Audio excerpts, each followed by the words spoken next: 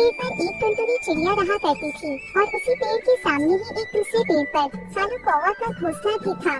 कौवा बहुत ही कामचोर था और सुस्त भी था। वो पूरा दिन सोता रहता था और जब भूख लगती तो वो यहाँ वहाँ किसी से मांग कर खा लेता था। वहीं दूसरी तरफ वो चिड़िया बहुत ही मेहनती थी। चिड़िया के अंडों में से बच्चे निकलने ही वाले थे, इसीलिए वो चिड़िया अपने बच्चों के लिए दाना जमा करती रहती थी। एक दिन चिड़िया ने सोचा, अरे मेरा घोंसला तो बहुत ही कच्चा है और बरसात भी करीब है। अगर बरसात से पहले मैंने अपना घोंसला पक्का नहीं किया तो मेरे अंडे खराब हो जाएंगे। चिड़िया बहुत ही मेहनत करती और आखिर 1 महीने के बाद उसने अपना एक पक्का घर तैयार कर लिया था और अब इस चिड़िया को बरसात की कोई भी चिंता नहीं थी। अब मैंने अपना पक्का घर तैयार कर लिया है, अब मेरे बच्चे बारिश में नहीं भीगेंगे। वहीं दूसरी तरफ उस कामचोर कौवा को कोई भी चिंता न थी। वो बस पूरे दिन अपने घोंसले में आराम करता रहता था। एक दिन टुनटुनी चिड़िया उस कौवे के पास आई और उससे कहने लगी, कालू भैया अब ऐसी भी क्या सुस्ती, सारा दिन आराम करते रहते हो, कुछ तो काम किया करो, बरसात का मौसम करीब है। मैंने अपना घोंसला पक्का कर लिया है, तुम भी अपना घोंसला पक्का कर लो, वरना कहाँ रहोगे तुम। चिड़िया बहन, तुमने अपना घोंसला पक्का कर लिया है तो मुझे मत सिखाओ। जब बारिश होगी तब मैं देख लूंगा। तुम यहाँ से जाओ, मेरा सुकून मत खराब करो। कौवे की यह बात सुनकर चिड़िया उदास होकर वापस अपने घर आ जाती है। मैंने तो कालू भैया की अच्छाई के लिए बोला था, कालू भैया तो मुझ पर ही गुस्सा हो गए। दिन बीतते गए, चिड़िया के घर 4 खूबसूरत से बच्चे हुए। चिड़िया बहुत खुश थी। अब बारिश होने ही वाली है, मेरे बच्चे भी हो गए, अब मुझे किसी भी चीज की चिंता नहीं है। एक दिन बहुत तेज हवा चलने लगी और खूब तेज बारिश होनी शुरू हो गई। चिड़िया की मेहनत रंग लाई। चिड़िया के घर में जरा भर भी पानी न आया, जबकि दूसरी तरफ कौवा का घोंसला तो पानी से ही भर गया था। कौवा की बारिश में भीग गया और कांपने लगा। मेरा घोंसला तो पूरा पानी से भर गया है, अब मैं क्या करूं? मुझे तो बहुत सर्दी भी लग रही है और मैं कहां जाऊं? एक काम करता हूं, चिड़िया बहन का घर पक्का है, मैं कुछ दिन वहां चला जाता हूं। कौवा चिड़िया के घर की तरफ चला जाता है और चिड़िया का दरवाजा बजाने लगता है। कौन है दरवाजे पर? अरे चिड़िया बहन, मैं तुम्हारा कालू भैया हूँ। दरवाजा खोलो, मेरा घोंसला पूरा पानी से भर गया है और मुझे बहुत सर्दी भी लग रही है, तुम मुझे अपने घर में रख लो। चिड़िया फौरन कौवा को अपने घर में बुला लेती है। कालू भैया, जब तक बारिश नहीं रुकती आप मेरे घर में रह सकते हो। जब बारिश रुक जाएगी तो हम आपका घोंसला दोबारा से बना लेंगे, जब तक आप आराम करो।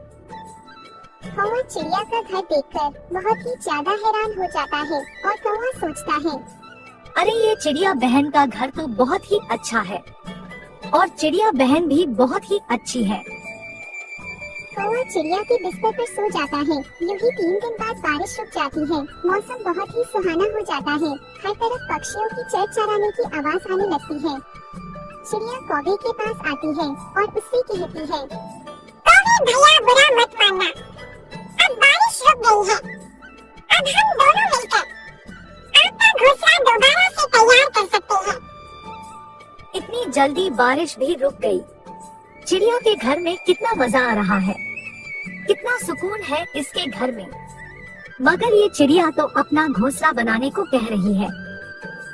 कौवा बहुत ही कामचोर था और सुस्त भी होता है। चिड़िया की ये बातें सुनकर कौवा बहुत ही परेशान हो जाता है। कौवा बहाना बनाते हुए कहता है, अरे चिड़िया बहन, बारिश की वजह से मुझे बुखार हो गया, मेरे सर में बहुत ही ज्यादा दर्द हो रहा है, मैं आज घोंसला नहीं बना सकता।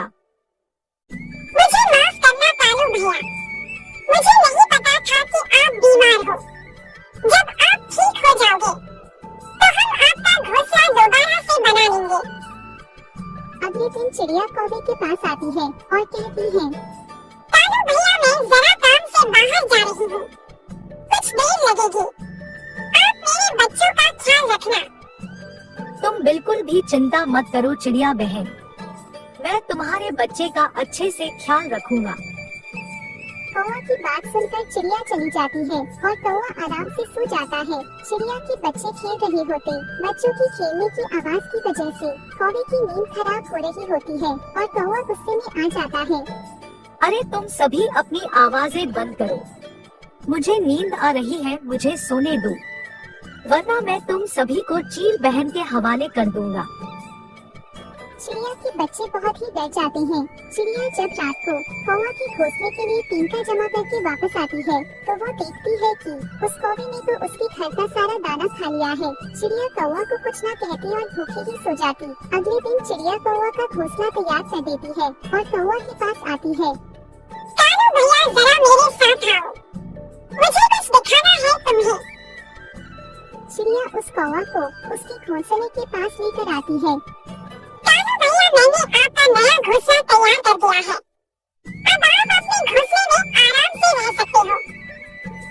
कौवा चिड़िया की यह बात सुनकर गुस्से में आ जाता है और मन ही मन कहता है, अरे ये चिड़िया तो बहुत ही चालाक निकली, अब मैं इधर कैसे रहूंगा। मुझे तो चिड़िया के आरामदायक घर की आदत पड़ गई है। चिड़िया इतना कहकर वहाँ से चली जाती है। कौवा को अपने घोंसले में बिल्कुल भी आराम नहीं आ रहा था। वो चिड़िया के घर पर जाता है और झूठ मूठ कहता है, चिड़िया बहन मेरे घोंसले में सांप आ गया है, मैं इसीलिए बचकर तुम्हारे घर पर आ गया हूँ। चिड़िया कौवे की कामचोरी को देखकर समझ जाती है कि कौवा झूठ बोल रहा है। इसे मेरे घर में बिना काम किए खाना खाने और सोने की आदत पड़ गई है। उसने कौवा को सबक सिखाने का फैसला कर लिया था। अरे कालू भैया मेरे बच्चे बहुत बीमार हैं और वो सो रहे हैं, बिस्तर भी खाली नहीं है, आप कहीं और चले जाओ, मेरे बच्चे आपकी आवाज से परेशान हो जाएंगे। कौवा चिड़िया की ये बात सुनकर वापस अपने घोंसले में आ जाता है और कहता है, इस चिड़िया ने मुझे अपने घर में रहने से क्यों मना कर दिया। मुझे तो भूख भी लग रही है, अब खाना भी कहाँ से खाऊंगा मैं। कौवा बहुत ही भूखा भी होता है मगर उसे दाना ढूंढने में बहुत ही ज्यादा सुस्ती हो रही थी। अगले दिन वो कौवा दोबारा से चिड़िया के घर के बाहर आता है, लेकिन वो चिड़िया कोई ना कोई बहाना बनाकर उसे जाने को कह देती है। अब तो कौवा बहुत ही ज्यादा परेशान हो जाता है। वो भूख के कारण तड़प रहा था। आखिर उस कौवे ने मेहनत से दाना ढूंढना शुरू कर दिया और अपना पेट भरने लगा। चिड़िया ये सब देखकर बहुत ही ज्यादा खुश हो गई। कौवे ने भी अब मेहनत करके चिड़िया की ही तरह एक मजबूत घर बना लिया था और फिर अब कौवा अपना जीवन आराम से और खुशी खुशी जीने लगा। इसी जंगल में एक गरीब टुनटुनी चिड़िया रहा करती थी। एक दिन वह जंगल में भोजन की तलाश कर रही थी। अरे बाप रे बाप, आज कितनी गर्मी है, मुझे तो प्यास लग रही है, पहले मैं नदी से पानी पी लूं फिर भोजन ढूंढने जाऊंगी। टुनटुनी चिड़िया नदी पर पानी पीने के लिए जाती है। तभी उसकी नजर नदी पे गिरे हुए सोने के हार पर जाती है। अरे ये हार तो सोने का लग रहा है, इतना कीमती हार इस नदी पर कहाँ से आया। ऐसा लगता है कि किसी पक्षी के पानी पीते समय ये यहाँ पर गिर गया होगा। मैं पक्षियों के घर जाकर पता करूंगी कि ये किसका सोने का हार है, फिर उसे दे दूंगी। टुनटुनी चिड़िया सबसे पहले वो हार लेकर कालू कौवा के घर जाती है। कालू भैया, ओ कालू भैया, जल्दी बाहर आओ, मुझे कुछ पूछना है। क्या बात है टुनटुनी चिड़िया। कालू भैया, क्या ये सोने का हार आपकी पत्नी का है? ये मुझे नदी किनारे मिला है। नहीं नहीं टुनटुनी, मेरी पत्नी के पास इतना कीमती हार नहीं है, वैसे भी वो 2 दिनों से अपने मायके गई हुई है। ठीक है कालू भैया, मैं ये हार लेकर तोते भैया के पास जाती हूँ, शायद ये हार उनकी पत्नी का हो। फिर टुनटुनी चिड़िया वो हार लेकर तोते के पास चली जाती है। तोते जी, ये हार मुझे नदी के पास से मिला है और ये हार सोने का है, क्या ये सोने का हार आपका है? नहीं टुनटुनी चिड़िया, ये हार मेरा नहीं है, इतना महंगा हार मेरे पास कहाँ से आएगा? टुनटुनी चिड़िया, तुम एक काम करो, तुम कबूतर के पास जाओ, क्या पता ये हार कबूतर की पत्नी का हो। ठीक है तोते जी, मैं ये हार लेकर कबूतर के पास कबूतर के पास चली जाती है। टुनटुनी चिड़िया, सब ठीक तो है ना? तुम आज सुबह सुबह मेरे घोंसले में आई हो, कुछ परेशानी है क्या? हाँ कबूतर जी, सब कुछ ठीक है। वैसे कबूतर जी, तुम्हारी पत्नी जी दिखाई नहीं दे रही है, वे कहाँ है? क्या बताऊं टुनटुनी चिड़िया, कल रात मेरी पत्नी मुझसे झगड़ा करके अपने मायके चली गई है। कबूतर भाई, ये सोने का हार मुझे नदी के पास में पड़ा हुआ मिला है। क्या यह सोने का हार आपकी पत्नी का है? टुनटुनी चिड़िया, ये सोने का हार मेरी पत्नी का कैसे हो सकता है? कल रात मेरा झगड़ा मेरी पत्नी से इसीलिए हुआ था कि मेरी पत्नी मुझसे कह रही थी कि मैं उसे एक सोने का हार दिला दूं, लेकिन मेरे पास तो इतने पैसे नहीं हैं कि मैं अपनी पत्नी को सोने का हार दिला सकूं। बस इसी वजह से वह मुझसे नाराज होकर अपने मायके चली गई है। कबूतर जी, तुम बिल्कुल भी चिंता मत करो। ये हार जिस किसी पक्षी का है, मैं उसे एक बार ये हार लौटा दूं, उसके बाद में और तुम तुम्हारी पत्नी के मायके चलेंगे और तुम्हारी पत्नी को वापस ले आएंगे। टुनटुनी चिड़िया, तुम्हारा बहुत बहुत शुक्रिया। ये हार जिस किसी पक्षी का भी है, तुम उसे जल्दी से लौटा दो। उसके बाद हम दोनों मेरी पत्नी को लेने के लिए जाएंगे। और फिर टुनटुनी चिड़िया वे सोने का हार लेकर बुलबुल चिड़िया के पास जाती है। बुलबुल बहन, ये सोने का हार मुझे नदी के पास मिला है। क्या ये सोने का हार आपका है? नहीं नहीं टुनटुनी चिड़िया, ये सोने का हार मेरा नहीं है। इतना महंगा हार मेरे पास कहाँ से आएगा? मुझे लगता है ये हार किसी अमीर पक्षी का है। पर बुलबुल बहन, हमारे जंगल में तो कोई भी अमीर पक्षी नहीं है। इतना महंगा हार आखिर किस पक्षी का होगा? चलो बुलबुल बहन, मैं रानी कोवी के पास जाती हूँ, बस वही रह गई है। उनसे भी एक बार पूछ लेती हूँ, क्या ये सोने का हार उनका तो नहीं है? फिर ये कहकर टुनटुनी चिड़िया रानी कौवी के पास चली जाती है। रानी कोवी और भूरा कौआ, तुम दोनों अभी तक सो रहे हो।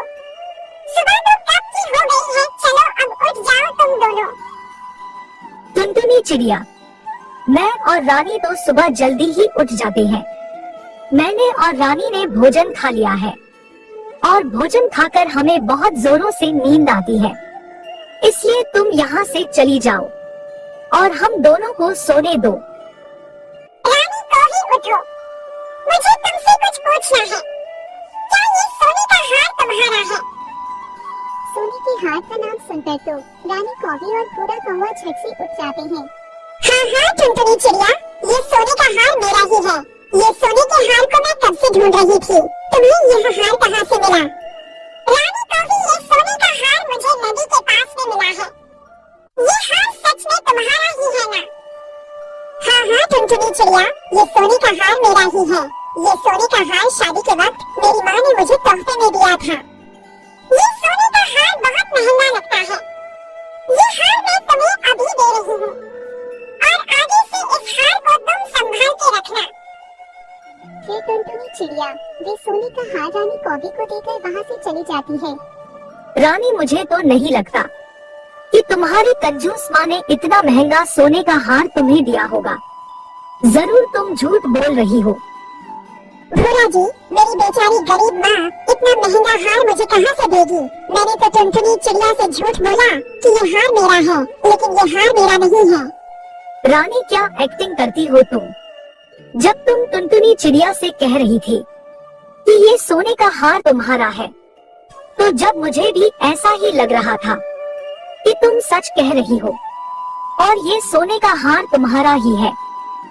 मैं आज बहुत ज्यादा खुश हूँ। इतना महंगा सोने का हार आज मुझे मिल गया है। मैं जल्दी से इसे रख लेती हूँ। दूसरी तरफ जंगल के उल्लू महाराज और उल्लू रानी बहुत ज्यादा परेशान होते हैं, क्योंकि टुनटुनी चिड़िया को जो सोने का हार मिला था वे असल में उल्लू रानी का होता है, जो कल रात को ही चोरी हो गया था। उल्लू जी, मेरा हार किसी ने चोरी कर लिया है। कल रात जब मैं सो रही थी तो किसी चोर ने मेरा सोने का हार चोरी कर लिया है। ये हार मेरे पूर्वजों का है। आप कुछ भी करें और मेरा हार मुझे वापस ला कर दे। रानी जी, आप बिल्कुल बिल्कुल भी परेशान ना हो। आपका सोने का हार जिस किसी ने भी चुराया है, मैं उसको नहीं छोड़ूंगा। उसको मैं कड़ी से कड़ी सजा दूंगा।